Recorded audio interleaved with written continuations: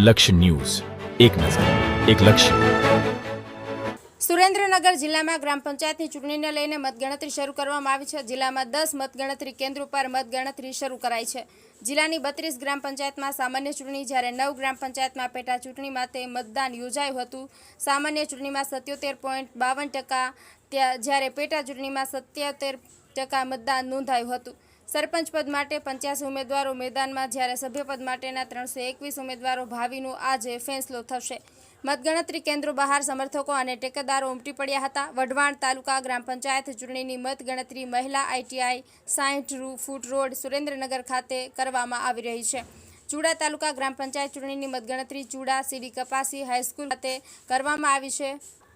લીંબડી ગ્રામ પંચાયતની ચૂંટણીની મતગણતરી લીંબડી મામલતદાર કચેરી ખાતે કરવામાં આવી રહી છે. લખતર ગ્રામ પંચાયત ચૂંટણીની મતગણતરી લખતર મોડેલ સ્કૂલ ખાતે.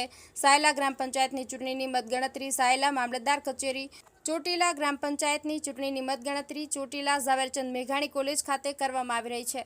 થાન ગ્રામ પંચાયતની ચૂંટણીની મતગણતરી થાન મામલતદાર કચેરી. મૂડી ગ્રામ પંચાયતની ચૂંટણીની મતગણતરી મૂડી સરકારી વિનયન અને વાણિજ્ય કોલેજ ખાતે કરવામાં આવી રહી છે. તેમજ ધ્રાંગધ્રા ગ્રામ પંચાયતની ચૂંટણીની મતગણતરી ધ્રાંગધ્રા મામલતદાર કચેરીએ કરવામાં આવી રહી છે.